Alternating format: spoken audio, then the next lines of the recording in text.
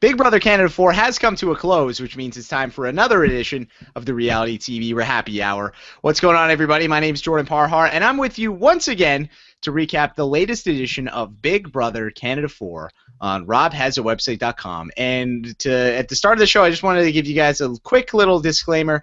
I was scheduled to be talking to Jason Roy from Big Brother 17 today, again, after rescheduling last week. Last week, I had to reschedule because of my work and school schedule, and I had to change the podcast to Thursday, so Jason wasn't able to make that. We rescheduled to today, and I just, before we got started, got a message from Jason saying he was unable to make it tonight. So, unfortunately, no Jason tonight, but that's okay, because we've got the live feed correspondents joining us on this fabulous May the 4th be with you day. It's a Star Wars day, everybody. I've got my Darth Vader shirt. We can't really see it because the graphic is covering it, but there you go. I can see it. Star Wars fans. A very lovely day. So Brent, welcome. I can see it. Brent, let's start with you. How are things going for you? You called me Jared in the pre-show, so as I do often, yes. Yes, off to a good start. I just got back from Florida. I'm totally caught up on the feeds. The feeds have been great. I'm ready to talk about it. I actually think this works out great. I mean, I love Jason. But considering it's such a feed-heavy week with a lot of information, I think it's great that all three of us are here. I would agree with that statement. Alex Kidwell, you're looking real fresh. Do you agree with that statement? Yeah, definitely. I don't know why I'd be looking fresh right now. I'm kind of tired, but yeah, I'm here. I'm ready to talk about this stuff, Jordan. I wasn't expecting to be. I was expecting to be watching the premiere of the challenge right now, but hey, don't say I never do anything for you. I will not, Alex, so thank you very much. I appreciate it. And yeah, that's right, the challenge is on tonight, so don't forget to check out the challenge RHAP-up with Brian and Allie. That should be up hopefully sometime within the next few days. Go to RHAPhasawebsite.com/RHAP-ups if you're into MTV's The Challenge. And last but not least, he moved, and he was with us on Sunday. He's working overtime again. Taran Armstrong, how you doing, man? I was doing good until Alex talked about the challenge, and I just feel like he's been collaborating with the challenge too much. I feel like he's starting to betray our Big Brother alliance, and I'm just really upset about it. Oh, wow. That's could this be the end of the live feed correspondence? Is this over? Is Taran leaving? Oh, my goodness. This Girl, is, bye. No, we all enjoy this and need this too badly. Whoa! That got really sad and deep. Yeah, very sad and deep at the same time. Well, All right. that's my go-to. That's what I do. Okay, well, before things get off the rails too much, let me set things up for you guys. We are live on RHAPhasawebsite.com on YouTube, so if you want to get a question in, leave a comment on the YouTube video below. You can subscribe while you're there. You can subscribe to Reality TV RHAP-ups so you never miss an episode on YouTube of the show. And you can also tweet us questions as well. You can tweet me. I'm at Jordan Parhar. Make sure you use hashtag RHAPpy Hour. That's the hashtag I search when I'm looking for the questions because I'm not really a boss. I don't really have a fancy way of looking at them. I literally just type in the hashtag as the show is happening and look and read those. So if you got any, send them our way. We've got lots of good stuff to talk about, and this should be a really fun show. So, guys, we are going to talk about the episode first. Don't know how much we are going to get into the episode, though, because there is a lot of stuff that has been happening on the live feeds. First off, I mean, we got to talk about this really epic meltdown by Joel in the competition. I mean, really, it seems like very similar to a certain alliance situation last season. A lot of miscommunication between Joel and Tim and Cassandra, leading Joel to help Phil in the competition, which angers Tim. Tim ultimately wins the veto, and he is understandably, a little bit upset. At least from my perspective, I can get why he was very angry. Alex, do you think Tim's reaction was justified? I mean, it's hard to know how much of that was edited, but based on what we saw, it looked like a pretty overt, handoff from Joel to Phil, and there was a little back and forth where Phil's like, I need that one, and Joel's like, well, I need it too. He's like, no, I need it more, and then Joel gives it up. That's a terrible look. You know what I mean? There's a lot of stuff in there that would make me very suspicious if you're Tim, and ultimately, even if you have just a little bit of inkling of doubt at this point, it's so late in the game. I mean, he's kind of right. There's really very little upside in just allowing yourself to just completely put your fate in someone else's hands at this stage, right? Yeah, for sure. I mean, it is final five. So I mean, it's a very important stage of the game, and they're at the point now where you really can lone wolf it, take the Godfrey strategy, and do what it needs to happen to get to the end. Taran, what do you think really happened in that competition with Joel handing Phil the I don't know what we want to call that, the puzzle piece or whatever? Do you think that Joel was just panicked? I mean, was he actually trying to kind of play both sides in the competition? What really happened there? Because, like Alex is saying, with the edit, it was a little confusing to me. I mean, I think he panicked. I think that he was trying to I think that they handed him pieces at first, and he was like, "Oh, this is great. I'm gonna play them. They're gonna give me pieces. It's gonna be a great moment when I stab them in the back." But then when it came to like turnaround and they were asking for pieces from him, he was like, "I don't know what to do here," and his default was just to give in. And he was probably like, "Oh man, I'm regretting that in the moment, but like I just need to continue on, and then hopefully it'll benefit me in the future." But obviously, if somebody like Tim sees that, that's going to be like major red flags, blaring. Granted, if I'm Tim, I'm gonna win that competition regardless. I'm not gonna let it go to Joel and Phil in the final round on the hopes that Joel wins for me. I'm gonna take my own fate into my own hands and go to the final round, whether or not I think Joel is with the other side. Brent, we saw Tim. Tim was really going on this. I am the only freak show in this game, and doing this whole thing. And I mean, he really carried that through until the veto competition, the veto ceremony. At least that's what it seemed like on the episode. How long did Tim go off on this whole? I don't know if we want to call it a rampage, but this whole. I don't know. What do we call that, Brent? A hissy fit? I don't know. I mean, he was just he was acting like the cock of the walk. I mean, he had just won the veto. He thought he had snuffed out somebody who was, in his eyes, trying to stab him in the back. And he thought Joel was working with the other side when he wasn't. So he's got his dandruff up. He's his dander up. Sorry, I always screw that up. Dandruff up? Right? I know. He does have long hair. I mean, it's possible that he's got. Right? Yeah, Joel has all hair out to here. Anyway, so the point being that I think it went on long enough that the brothers were really irritated. I think that was a really charitable version of the events, because based on what I heard from the brothers after the veto competition, Tim wouldn't shake their hand. I guess they reached out to shake his hand, and he basically blew them off, and they were like, he's being a bad sport. And you heard Phil going off about well, Big Brother wanted him to win that competition, although I see no way how that was true. I mean, if anything, it seemed like they might have rigged it against him because everybody else could work together. Look, here's the thing. Joel's big mistake, his many, many, many mistakes this week. Number one was not communicating with his alliance, and I do believe he was true to the Freak Show, that he had successfully snowed Kelsey and the brothers into helping him during the veto competition. All he had to do was go to Tim and Cassandra and say, look, I've got them. They think I'm on their side. They're going to work with me and help me win the veto. So don't be alarmed if you see me working with them, because I'm really on your side. As far as I know, he never, ever did that. And that's where all this miscommunication started from. Alex, I mean, we saw Joel. I mean, yes, and as Brent said, I mean, it does seem like there was a major miscommunication here. We saw Joel. Joel was getting upset at Tim as well, because Joel was saying, "Hey, look, I was supposed to be in the finals. I should have won." But I mean, Joel can't really expect Tim to just give him the competition, can he? Especially when he's sitting on the block at this stage of the game. No, yeah, and I think that, speaks a little bit to, some legitimate criticisms of Joel's game. There are definitely some things Joel's saying and some things he was saying to Kelsey that are just not the kind of arguments we would expect a super fan like Joel to be making. Stuff about, I feel like I haven't won anything, so people aren't going to want to let me get farther. Dude, that's reverse logic if you've been watching this game. That's backwards. People want to let people get farther who can't win things. So, just to hear him, talk in some of these moments, it just really feels like his nerves got the best of him in this situation where, really for the first time in the game, screws were really put to him, because I don't think there's really any other explanation for some of the things he said. Better than the arguments you're making. You know what I mean? We know that you know that.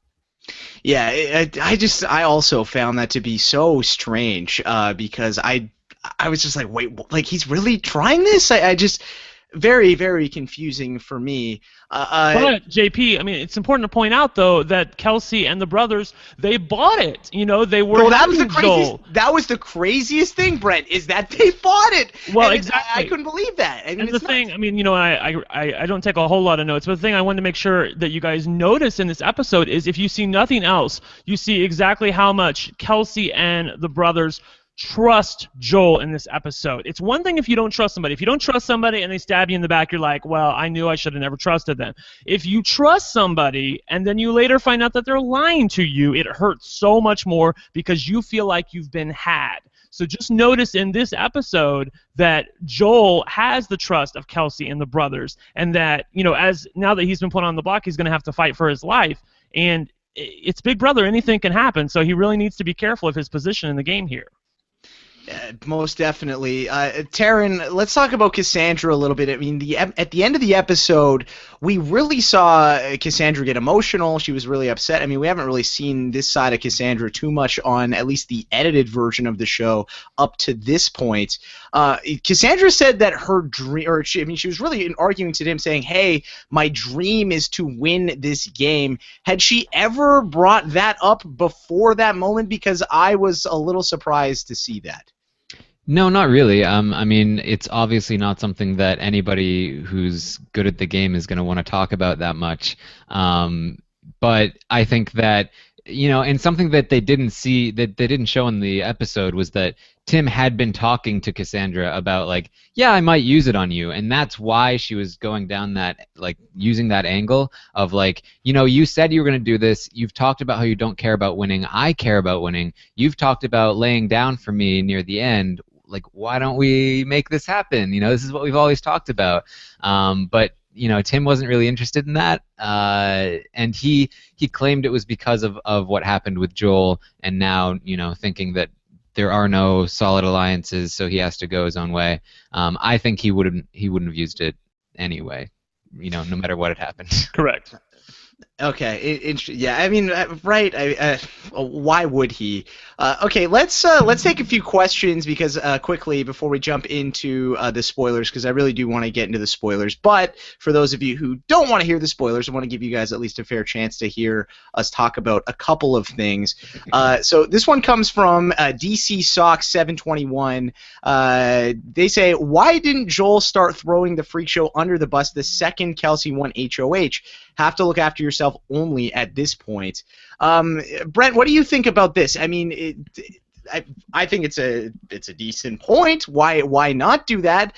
Is it that he just really feels a sense of loyalty to those guys? Yes, I think ultimately Joel is not the gamer that we took him to be when we first started watching this season. He's not Steve. He's not somebody who's inside of his own head thinking, oh, I can't wait, you know, to do this. I'm going to do this to these people. I think he really does have a bigger heart that you really can't have exposed when you're playing this game. He inexplicably, you know, talks to people who I think he shouldn't be talking to. He just wears his heart on his sleeve. You heard him talk about how much he loves Cassandra and it kills him to be on the block with her. You know, and this should be an easy week for Joel. I mean, Cassandra should clearly go home. Tim and Cass have been working together. So, you know, it shouldn't be that hard, and yet Joel seems to be just broken up about it. I'm like, you know, I think you were stupid to want to take Cassandra to the end of the game anyway, so I don't know why you're all broken up about it. Again, he's just a really big-hearted guy. He gets emotional to the point that it irritates me, and I don't really care for it. It's a tough game, Brent. It's a tough game. I feel for Joel.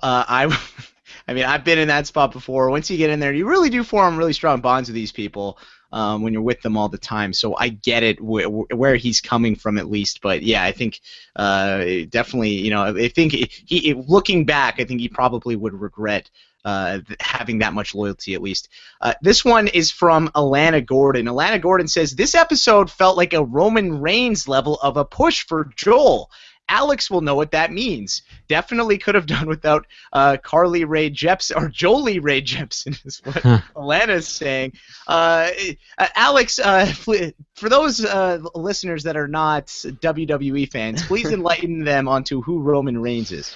All right, I'll try not to take over the whole episode right now with my wrestling talk. That's the danger here by opening this Pandora's box you've done here, Jordan. But Roman Reigns is The Rock's first cousin.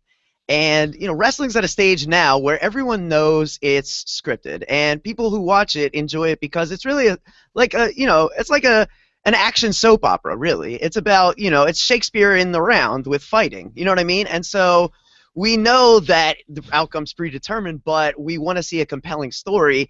And essentially what they've been doing with The Rock's cousin is just shoving him down the fans' throats. Like, it's a predictable win every time. He's standing tall against insurmountable odds all the time. He's just billed to be the good guy, and you hear his interviews backstage, and he sounds like kind of a douche in real life. And there's a disconnect now with wrestling fans between what they're selling us and what we're ready to buy. You know what I mean? So I guess this idea applies to Joel in that they're really pushing Joel's hero edit. We get a Rambo montage where he's doing jump rope and all this stuff, and then he fall pretty unceremoniously flat in the competition, and then it's like it really is a big disconnect between like the Joel that they're selling us and the Joel who just played that competition.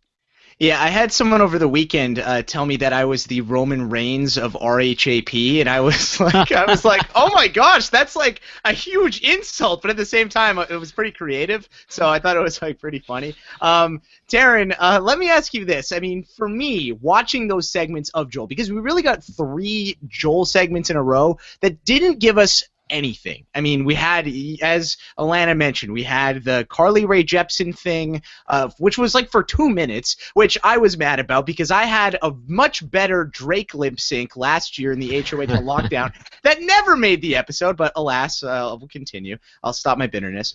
So there was that. There was the TV show Unreal, which was like so short, but then it was like, oh, there's the Joel and Nick date thing, and then there was, Joel getting pumped up for the competition. Was there nothing on the feeds before this? I mean, Jordan Chong on Twitter was asking me this during the show, Taran. I feel like there had to have been something better than that. Not really, honestly. For a long time it feels like it's been very stagnant on the feeds. It's been very straightforward. This person wins, these people are going to go home. This person wins, these people are going to go home. And there hasn't been much wiggle room. And I feel like this episode was kind of like the setup to Joel's fall in the POV, and I feel like they have a real soft spot in their hearts for Joel because they were pushing him a lot early in the season, and so they kind of feel like this is his big moment where he falls from grace, and we're going to build him up beforehand so that it makes more impact when he does fall from grace.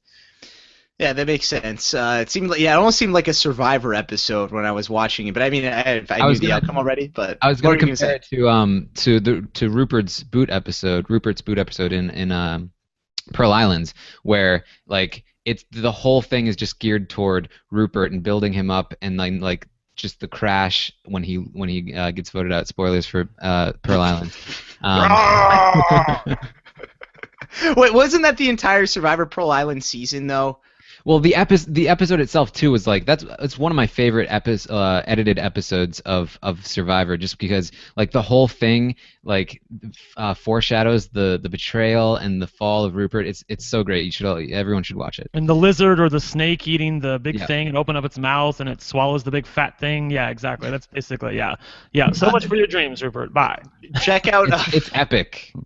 Check out Survivor Pearl Islands if you haven't watched Survivor before. Seriously, if you like Big Brother, you will like Survivor. It's basically just Big Brother outside. It's great. Definitely check it out. But alas, I think we've talked enough about the episode because there's been a lot of crazy stuff going on. So if you do not want to know the spoilers I'm sorry, but now is the time in which we will bid you farewell. Thank you for joining us. We appreciate it. Don't forget to subscribe to the RHAPpy Hour. Go to robhasawebsite.com/RHAPpy-hour.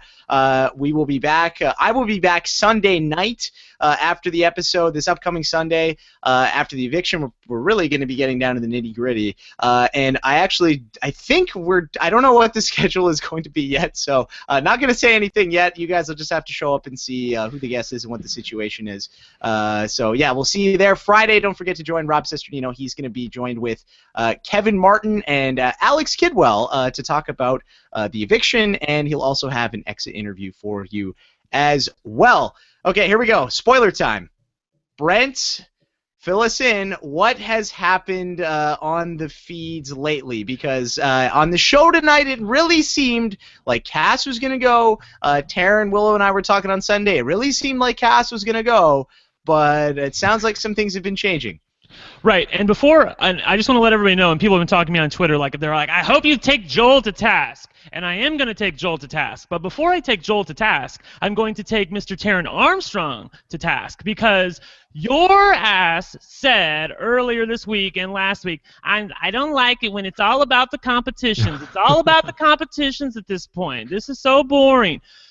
Bitch, it is not about the competitions. It's still about the competitions.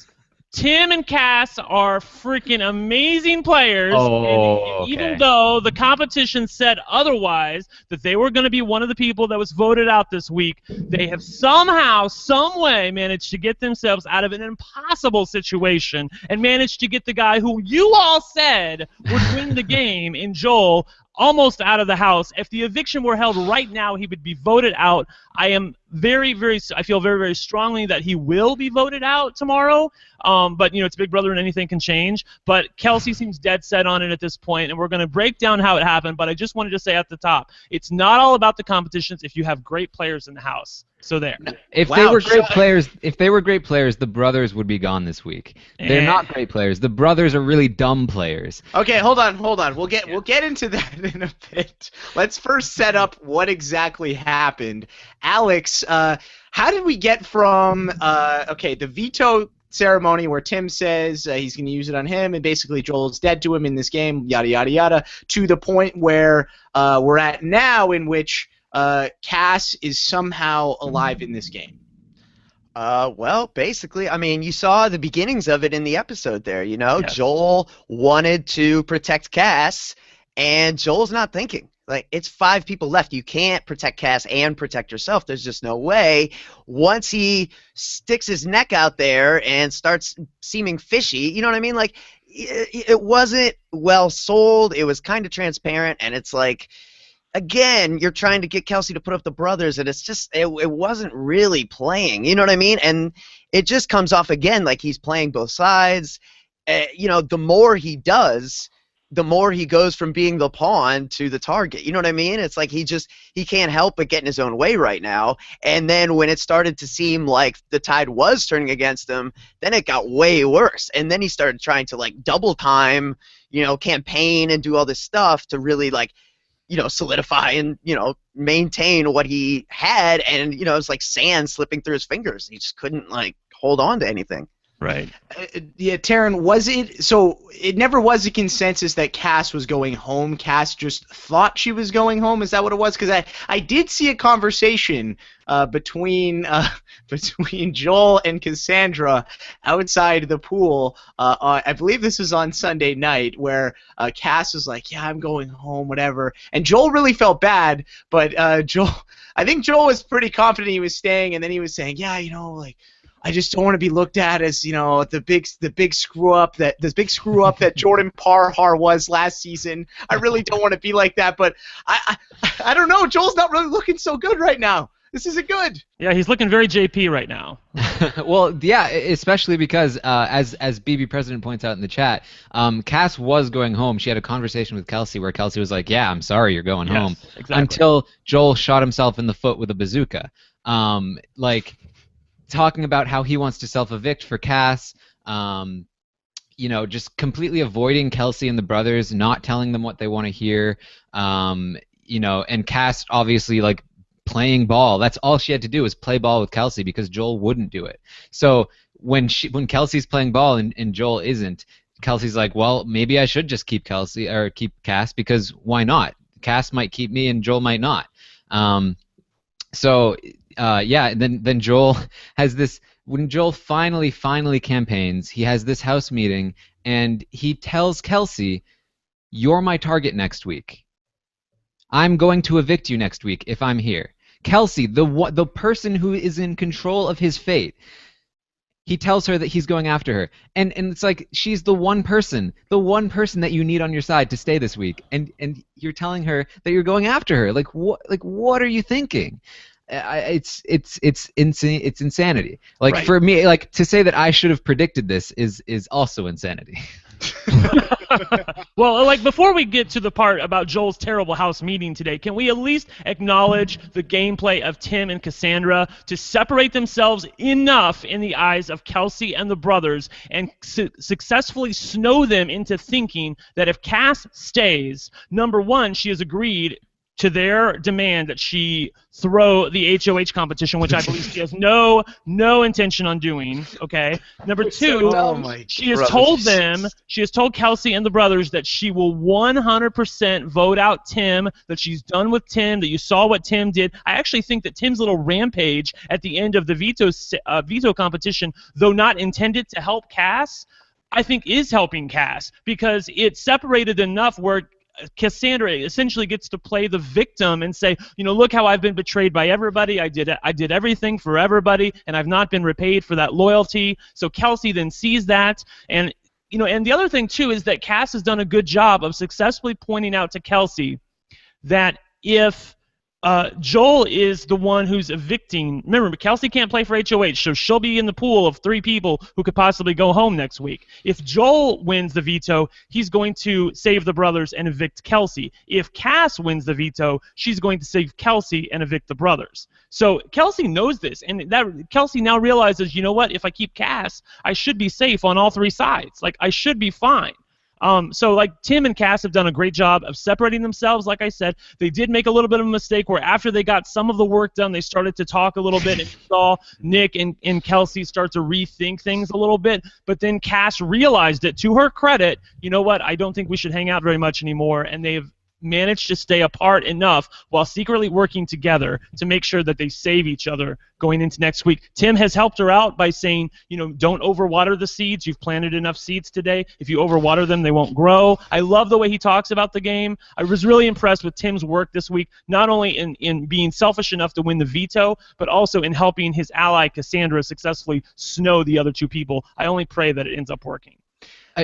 Okay, Taran, you've got something you want to say, let's hear what you got to say, Taran. Okay, let's hear him dog Cassandra and Tim. Go ahead. It's not about dogging them. It's about I feel as though the level of play has been so low, for a while in this season, that we're seeing people not make really dumb mistakes or not make too many dumb mistakes, and we're seeing that as like great gameplay when really they're just doing what an above average player should always be doing, and the other side is doing terrible things where like all Cass and Tim need to do is tell Kelsey and the brothers what they want to hear, and it's the right move for Kelsey to go with them when Joel is telling her that he's coming after her, and the brothers are just doing whatever Kelsey tells them to do. So like I don't mean to take credit away from Cass. Then why and Tim. are you?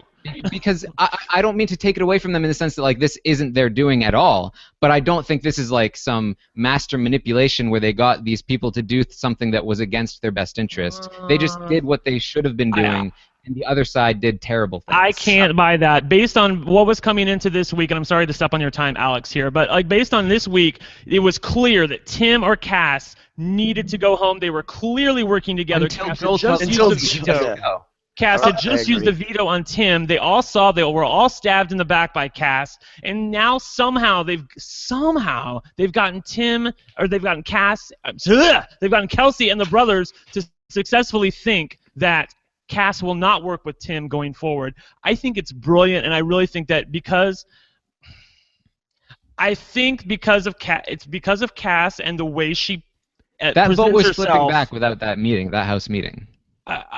So what'd you say? That vote was flipping back without Joel's house meeting telling Kelsey he was going after her. I still think it was dicey. Okay, hold on. Okay, let's Alex has been very patient. Alex has been very patient. So you know what? We've heard both sides of this argument. Alex will grant you the Judge Judy powers in this scenario. Alex, who is right, Brent or Taran? Well, I did tweet earlier today that I thought Joey from Big Brother 16 would be a mastermind on this season. So I think that says something about where my feelings lie.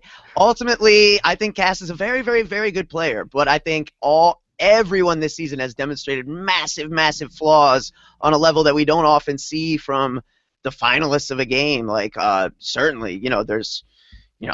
Vanessa wasn't doing any of the, just like slips of the tongue that Cass has done throughout the season. Like, there's just certain things that, great player. And relative to this season, amazing player. Relative to Maddie's? Are you kidding? Yeah. And Raul's? Get out of here. She's fantastic. But, I'm not ready to say, like, she's better than Netta if she wins, or I never said that. I just want to give her some props. Come on. I know you're not. Brent is not, but Alex, there are people that are saying that, though, right? Quantify, like, if Cass wins, how good is her game? If she doesn't win, how good a player is she? I think that, like, the quality of talent comes into play here. I think it would have been really interesting to see Cass play last season. Maybe just see last season without the twists in general. But it just would have been interesting because I think the level of game IQ last season was much higher, like 30, 40 points higher.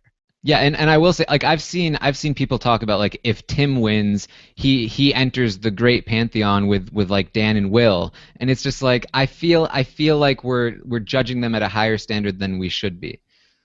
Yeah, and I think part of it with Tim is that he's won Australia already, so people are like, well, look, he won twice. Oh my God. But it's like, it's a different game. I mean, I wouldn't put Tim, in terms of my Big Brother players of all, best North American Big Brothers players of all time, I don't think I would put Tim in my top 10. I mean, maybe I'm too low on him, but I don't know. Brent, go ahead. What I wanted to say was I don't think that we should judge the level of play based on their competition because I look at Dan in Big Brother 14 and he played a maestro of a game against really, really, really, really terrible people who did not know what they're doing, with maybe the exception of Ian, but even Ian was snowed at times. So Dan's level of play, I still look at that and go, that was freaking amazing. The funeral and how he got out of that and how he flipped it around. It was just, I loved watching it. And, those people were stupid. Frank was stupid for buying that. Jen City was stupid for going on Slop Forever and then, going against what she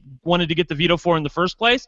But, I don't think we should dump on somebody's gameplay based on the level of the competition that they're playing against. Cass is playing a great game. It's not her fault that everybody else is playing badly.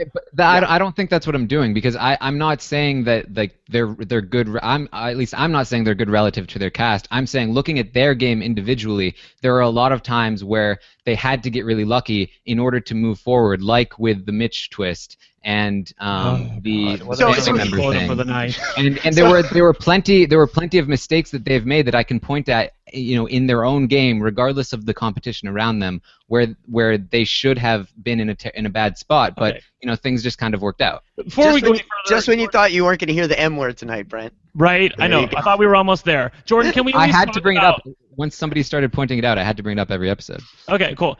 Jordan, can we at least talk about Joel and his bad gameplay this week? Yeah. Well, hold on. Brent. Let's get into this because, basically, so it's very interesting, right? I mean, I thought Joel.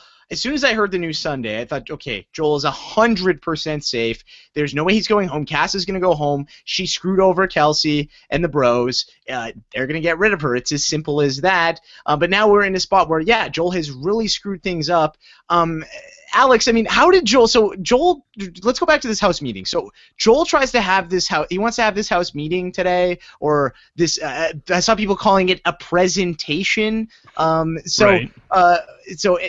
If Alex, tell me this: if Joel would have said, "Hey, Kelsey, next week, if I have an opportunity to save you and get rid of I will get rid of the brothers or whatever," Kelsey flips at that point. No.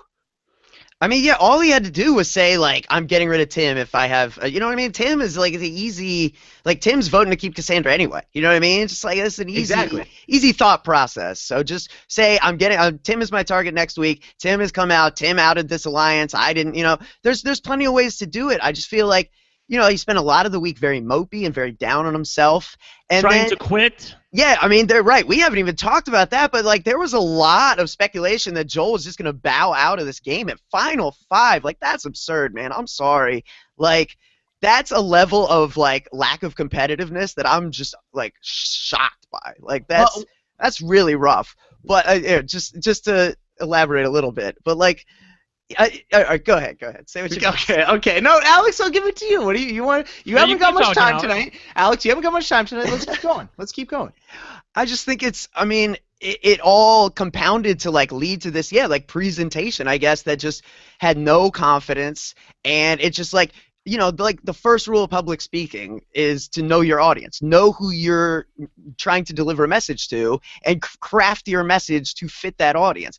Joel was like, I mean, it was boring for me to listen to, and I love this game. Like, he's just compounding a list of, like, varying things, and he kept coming back, well, I know that applies to B2, but it also applies to Cass, and, like, it just was not any of the things, like, if you're going to do the house meeting route, you got to do what, like, Mitch tried to do, what Dan did, create a spectacle, blow things up, make it into, it's not about the meeting so much as the atmosphere the meeting creates. You create an atmosphere where you're, like, a pariah, and now it's conducive to people thinking, like, wow, no one wants to work with that guy now. You know what I mean? It just, it gets people's wheels turning, and that's what that needed to do, and what it did instead was really just kind of put people to sleep.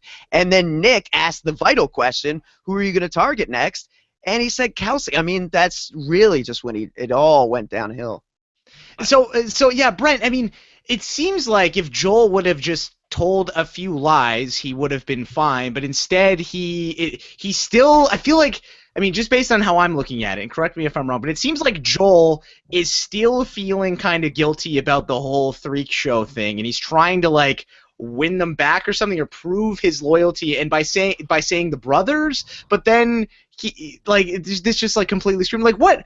I don't know. What's he thinking? Do we know what he's thinking? He's not thinking. That's the thing. He's too emotional. He's not only threatened to quit the game once. He's threatened to quit it twice. He's tried to do it twice this week. I think it was Monday or maybe Sunday. Monday maybe. He was packing his bag already. He had the little. He was talking about packing, and then I think it was yesterday. He was like, he had the little plastic bag with all his toiletries packed, and he went in the diary room for like 2 hours, and then they cut the feed some, and then it came back. And eventually he came back in the house, but I really thought he was going to quit. Really, stick in the eye of the game at that point. The thing that he's been doing, which is crazy to me, is he has been weirdly honest with Cassandra. Cassandra is the nominee you're trying to get booted out of the house. She's on the block with you. She's throwing you under the bus. But instead, he's basically telling her all of his plans. He's telling her all of his secrets. He's being, like I said, weirdly honest with her. And then he's not good at lying. And I really think that this house meeting was a joke, because not only did it expose the fact that he would evict Kelsey in a Final Four situation and not take her forward. You can't make everybody happy in a house meeting situation, which is it just doesn't work. And that's what it seemed like he was trying to do. He wanted them all to be happy, and that's not what a house meeting is for, as Alex correctly points out. Lastly, though, I will say this, that the house guests don't realize it yet, but the one good thing they are doing by getting rid of Joel here, if that's what they end up doing, is they're removing a massive jury threat. Because I have listened to the jury interviews from the people who are currently on the jury. I think Joel wins in a walk. I didn't think before I read all of those that he would, but I think he beats anybody. I think he beats the brothers, Kelsey, Cassandra, Tim. I think Joel wins against anybody. So by getting rid of him, at least they all have a chance to win the game. But Joel's behavior this week has really rubbed me the wrong way. I started to warm up to him, but now my irritation is back in full blast. I can't stand him. He's terrible, Big Brother. He's just everything was awful this week. What the hell game was he playing? I mean, part of it, I will say this, and I'm biased because I really do care for Joel and I have an affinity for the man, but I mean, I think that, Joel's talked about this, right, on the feeds, Taran. He's got some mental health issues. I mean, I feel like that is a little bit of, like, where some of this stuff is coming with. He's talked about his depression and stuff like that. And I genuinely think, I mean, when he says he wants to self-evict because he feels so bad, I genuinely think that's how he felt. I don't think it was strategy. I don't think it's him giving up. I think it's him saying, wow, I let my friends down. I'm a piece of crap. I'm gonna be like JP now. This is awful. Let me just get out of here and let me just go home. Taran, what do you think about that? That's 100% correct. Like, you can see the devastation in his face. Like, the same way he attached himself to Levita, he attached himself to Cass and Tim. And when Tim was upset with him after the veto, he was devastated. And then, thinking that he was going to be the reason that Cass went home, he legitimately was thinking, like, can I just leave for you? I don't want to take this away from you. Like, he's probably somebody that doesn't have a lot of close people in his life, and he feels very close to these people, and he doesn't want to let them down. And as far as like what he's thinking, being so honest, the brothers were telling him, like, we're giving him advice because the brothers still wanted to keep him, and that's why I think the vote was going to flip back. And they were telling him, Cass has been really honest with us. If you're really honest, then we can move forward with you. So he's thinking, oh, I need to be 100% honest, not realizing that Cass was honest and then started lying again, and he's being honest and continuing to be honest, and he doesn't really understand that there's a difference there. There's a very important difference. So I think that's where his head is at, and it's obviously the wrong place. And obviously he's also very down about the whole situation, but I think that's where Joel is. Yeah, like I don't want to come down too hard on Joel. Obviously, I mean it's tough. Like, really? He's been in there a long time. Like obviously there's a lot of. Joel is where he is. Like, there's nothing we could do about it now. But, like, the reality is, like, Big Brother's a tough game. And, like, we talk about this from a game standpoint. So it's not for us to sit here and coddle him at all. We're supposed to be talking about the inner workings of a strategic game. Like, I can't help but wonder how Joel would, this is, like, the first situation this season that he's really had any pressure put to him at all. Like, I just can't help but wonder, like, what if there was a Russell from BB11 in the house? Like, there's plenty of, like, I can't help but, like, he would have folded, like, a sweaty stack of pancakes in week 2. Like, there's a lot that's legal in this game that you have to be capable of dealing with. And Joel, I don't know how or why, he just kind of, like, slipped through casting, or they don't check for, like, certain, it's hard to, I guess, know how people will respond to certain high pressure situations, but Joel has not responded. Like, that's all there is to it. I will say, like it doesn't change the fact that what he's doing is really dumb, but without this situation happening, again, like, Joel is playing a game where all he needed to do is continue to get just a little bit lucky, and Joel is probably our winner. If Tim doesn't win that veto, we're still probably looking at Joel as the most likely winner of this game. But and again, that kind of shows the level of play we're at right now, where there's the slightest bit of adversity and he completely crumbles. And the moves that he has made have been absolutely terrible, regardless of whatever emotional things he's going through. That's part of the game, and he has to deal with that. I feel sympathy for him, but it's the way it is. So, yeah, I mean, it is what it is at this point. But I think that's why, for me, going back to some of our player rankings podcasts that we did, guys, in the off season, that's why, for me, adversity is a big one, because it really, I think, exposes you as a player. I think if you can't, there's a lot of people that have started off really strong, and they get to a certain point of the game, but as soon as they face adversity, they just completely crumble and fold, and it looks like that's what's really happening with Joel. Brent, what is, as of this moment, let's say Joel's going to go home tomorrow. I think that's what the consensus is at this point. What's Joel's Big Brother legacy? I'm sorry. I know that Alex said he's not going to dump on Joel, and maybe Taran's not either, but I can't help but dump on him. And I know you feel for him, JP. He took up one of the casting spots. He's now in the game playing. He's in the final 5. Literally could have been the winner, and he's just played and acted so terribly this week. I really don't have a lot of compassion for him, I'm sorry to say, because I do feel like there was an element of gameplay to some of it. And then on this whole learning disability thing or his depression, that was really the first I've ever heard of it coming into this week. And Kelsey said the same thing. I had never heard of it on the feeds before. So it just conveniently got brought up when he faces a little bit of adversity. That really kind of rubbed me the wrong way.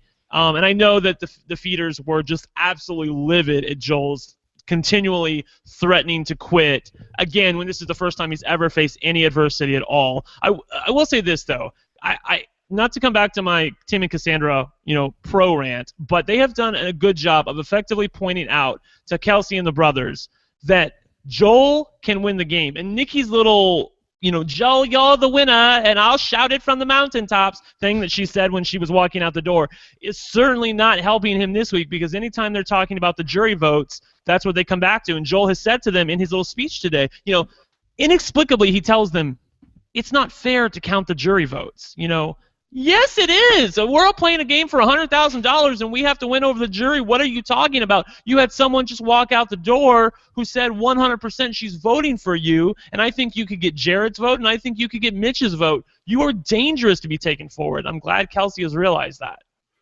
Okay, let's take a couple more questions, guys, before we wind things down. This one is from Walter Reed. Walter Reed says, where does the Joel meltdown from 99% safe to basically out the door rank in Big Brother history? Or is it more just Cass and Tim simply being that much better than the competition and Joel just doing a last-ditch effort? Alex, I'll throw this to you. Where does this rank in terms of BB meltdowns? I don't know where to put it right now. It's like, it's high. I mean, he was really, really safe, and now he's not. And I think a lot of it was his doing, a great lot of it. So it's got to be high. I mean, it's up there. I haven't made this list in my head before, so right. It would take me some time. Off-season podcast, top 10, top 5. I don't know. It's up there. Yeah. I can't think of a Final 5 scenario where somebody has gone from so safe to so dead in the water based mostly on their own actions. That's a situation that's worse than this one. So biggest lock for Final 3 to just overnight out the door. Yeah. Okay, this one is from Matt W. Matt says, some people online were suggesting the Joel presentation was actually him wanting to tank his game because he couldn't self-evict and go to the jury if he left. Interesting. Brent's shaking his head. No way, no way. He was definitely in it to win it today. I think he did a terrible job of it, but he, if anything, the other thing he did was he also showed the house guests this is not somebody you want to take to the final 2, because I know that he was a little bit boring and his points weren't exactly great, but you saw that he was able to, make a presentation, articulate correctly, go down a list of things. That's not somebody you want like Steve and BB17 in the final 2. You do not want somebody like that who can present a really sort of neutral list to everybody and say, vote for me. I tried really hard, like Ian says. You just don't want anybody like that near the end. I don't think that he was ever trying to tank his game today. I think his play was so bad today during the House meeting because, as you saw, he went from being 99% safe to almost out the door. It's now coming down on him. Oh my God, I should have been way more selfish in this game. Cassandra has been selfish. I need to be selfish. And then you saw what Taran or Alex said, who was, he was basically double timing it back to try to fix his mistakes and only compounded them in the process, which is understandable. I'll at least give him that. Okay, this one is from Moose Girl 1996. She says, should Cass cut Tim at Final 4 or Final 3? Alex, what do you think? It's an interesting question, right? Because, doesn't Tim represent, if Joel's gone, doesn't Tim represent the only threat to her to win? I would say probably, right, Taran? Yeah. So then the question really becomes at what point do you want to kind of put it on your shoulders versus, do you really? I mean, it's tough for Cass to, be confident she can beat Tim when all the chips are down at final 3, so maybe she would feel like she needs to make the move at 4, especially if she can get in tight with Kelsey. I think that needs to be a go-to, is to try to see if you can't become Kelsey's number 1 at this point, because Kelsey is somebody you want to take. I think she has to clearly keep him until the final 3. I don't think Kelsey's going to go against the brothers.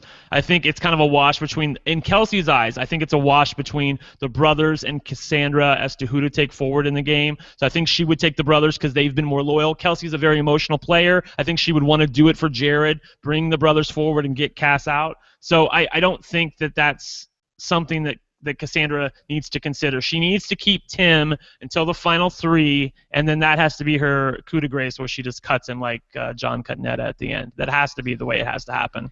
Taran, can Cassandra win a final HOH? I don't think it's particularly likely. The first 2 competitions are generally somewhat physical, and she's not particularly good at those. Second, she'd have to win part 2. Let's be honest. Right. And so then she's just taking the risk of like how physical is that competition going to be. I think that before this week, I would have said she had to cut Tim at final 4, because I think that Tim probably beats her in any scenario, and she wants to go to final. I'd rather her go to final 3 with 2 people who might take her that she can easily beat than 2 people that will take her, but 1 she can't beat. But with this week, I think that despite Kelsey claiming that keeping Cass is her move, I don't think the jury will see it that way. I think the jury will see it the way Brent sees it, and they'll think, how did Cassandra manage to somehow get out of this situation? And I think she's going to get a lot of credit, and if she's able to take that credit over Tim, then she maybe has a shot against Tim, in which case she should definitely want to be in the final 3 with him, and obviously cut him if she can, but if she doesn't, she still has an out. Phil even said in front of everybody that, Cassandra, if you get out of the situation, you deserve the $100,000. Exactly. Exactly. So I do think that sentiment will carry over to the jury. Did any of you guys see the jury video that was posted on the Big Brother Canada website? Yep. Mm-hmm. Okay, so I found that to be very interesting, because based on that, it seems like the bros have, and as somebody who's been in the jury and has been part of those conversations, it seems like the bros have 0% chance of winning the game, because everybody was really? just so mad at the bros. And I thought, no, and that's, I mean, it's interesting, but I thought at least they had a shot because of the competitions, but I guess that's out the window now, guys. Yeah, it from what it looked like Tim. I mean, I know Brent said that he thought that Joel would beat Tim, but I saw it differently. I saw Tim, I think, could easily beat anybody there, because I saw Mitch expressing, like, I like Joel, but I'm not sure about his game, whereas with Tim, like, everybody was on board. Like, how are we so dumb to have let him get this far? I think that just based on who Tim is and the way that he came into the game, just getting to the end, like, that's so compelling in itself. Plus the fact that he was so good up until Mitch's eviction, and that's how everyone's going to see his game. They're not going to see the flaws quite as much, because the only people that really see his flaws are people like the brothers. And you might say Jared, but Jared got beat by him, so Jared has to respect that. So I really think that Tim, in the end, will Jared respect that though? Because I think he will. I think Jared is very mad at Cass. He's not as mad at Tim, from what I've seen in the video. He respects it from Tim. He hates it from Cass because he was friends with Cass. But he won't admit that. Yeah, he's friends exactly. with. He keeps saying I was friends with her in the game. No, bitch, you were friends with her back home in Winnipeg or wherever the hell your ass is from, and now you're trying to hold it against her, but you're not being honest with us. Or Big Brother won't let you be honest with us, because every time they talked about that, they cut the feet. Oh God, what was it? I think I haven't seen this video, so I'm encouraged to hear this, that the brothers have 0 chance of winning the game. Oh yeah, basically, Maddie was just going off about the brothers. Everybody agreed. Nikki's not too happy with Tim. Mitch was praising Tim. That's basically what the video is. If you haven't seen it, I recommend you check it out. Go to the Big Brother Canada Facebook page, or you can go to bigbrothercanada.ca, and it's up there as well.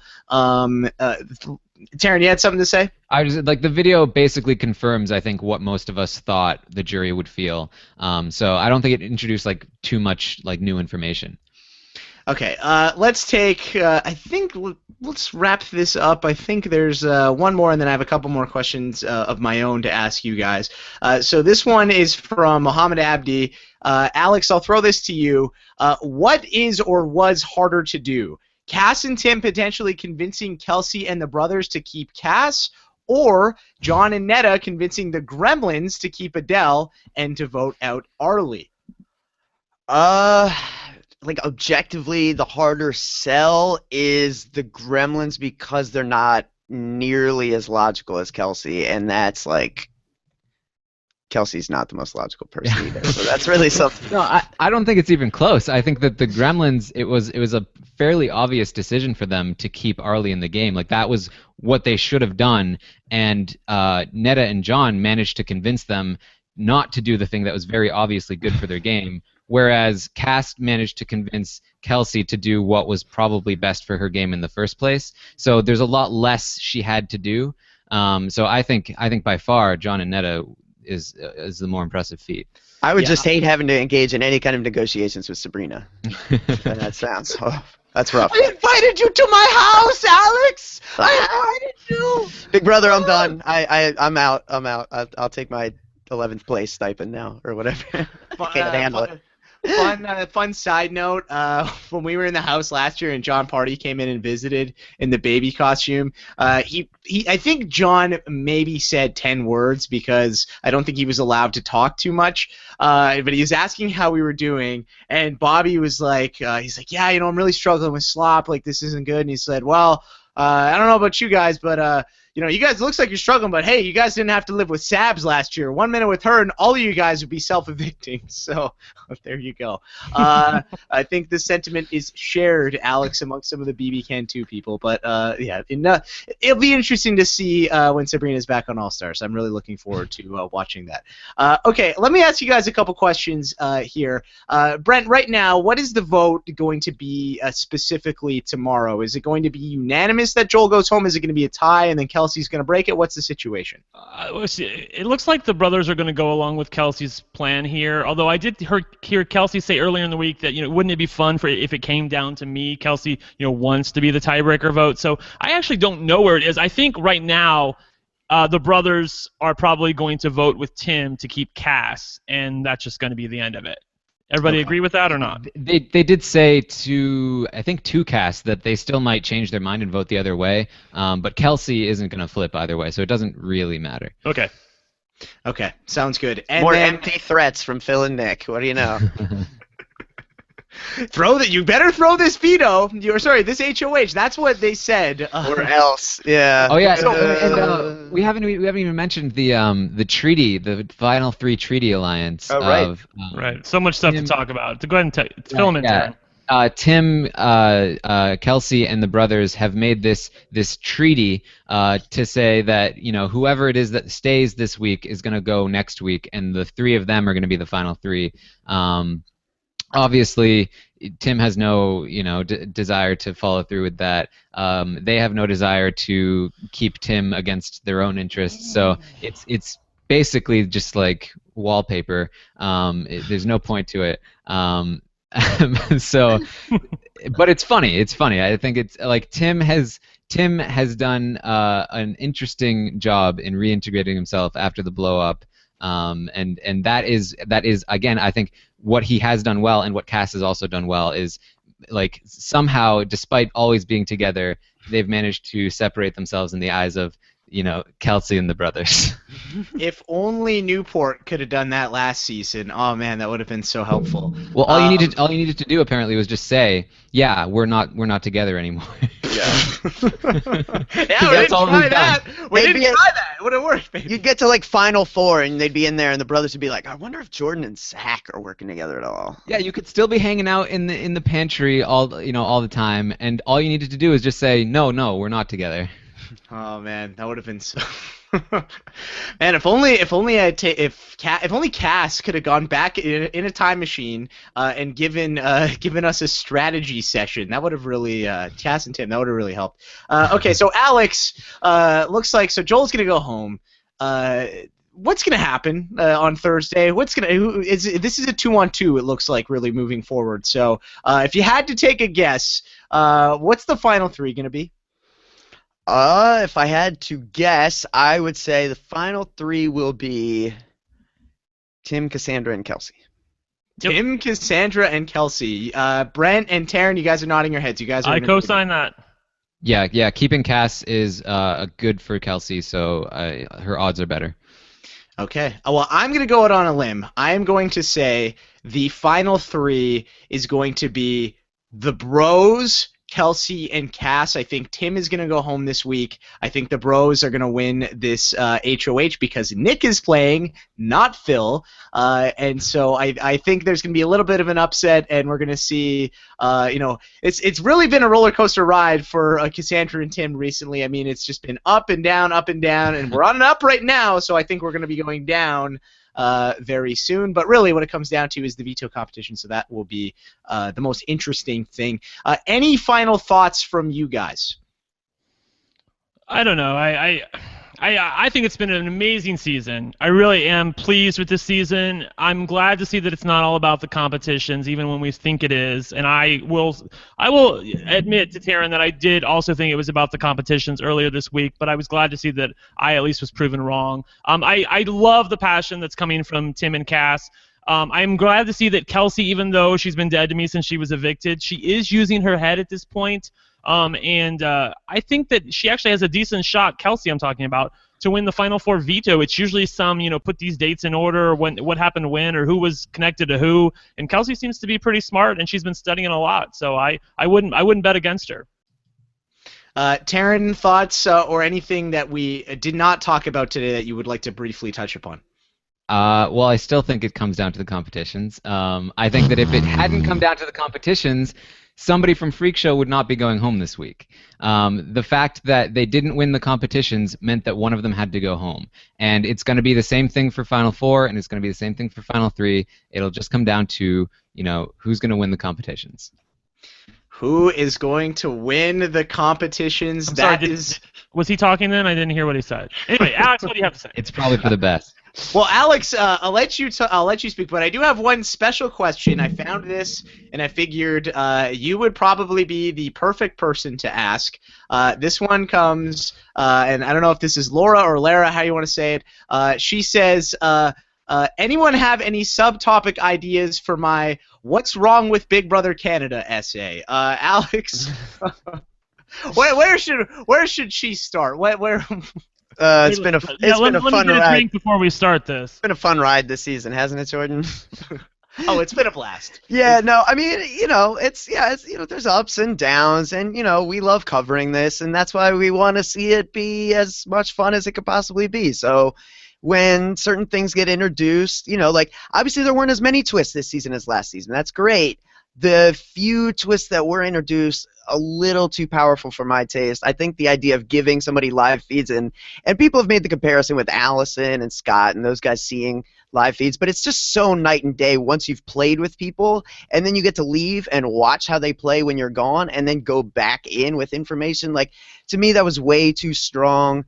Getting to consult with family, getting to talk with family was a little much for me too. Like, if you are at the point where you think they're breaking down so much in day 70 something that they need a family visit, just shorten the season, man. It doesn't need to be this long as it is, really. I mean, and I just think there's a couple ways to clean it up that could make the experience a little more enjoyable. Some of these shows maybe not drag as much. I think some of these intro packages are a little dumbed down and extra long for my taste, especially when it's just stuff that they recap the last 2 episodes, so there's room for improvement, but we love this show, you know what I mean? That's why we're not sitting here saying I'm over it, you know what I mean? We're talking about ways it could be the best thing ever, so it's a big difference. Yeah, trying to improve the show, not saying try.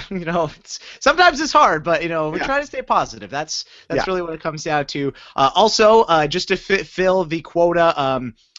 Mitch got screwed. I just wanted to say that as well, just in case we didn't hear that enough tonight. Needed to say that at least twice for this episode with all you guys. Okay, that is gonna do it for this edition of the RHAPpy Hour. Thank you to everybody for tuning in. Again, sorry for the issues with the scheduling, but I think this was a really fun show, and I'm very happy that everybody was still on board and still came in and watched this one. We had a decent audience, so thank you very much. Again, as I mentioned earlier, we will be back Sunday night after the episode to preview, talk about the Final Four and all that stuff. It's really coming to crunch time, so that should be a ton of fun. And don't forget, Friday, Rob Sesternino will have an exit interview. He will also be talking to Kevin Martin, the better half of the Fortress, live at 6 p.m. Eastern, 3 p.m. Pacific on robiswebsite.com with Alex Kidwell. Should be a very fun show.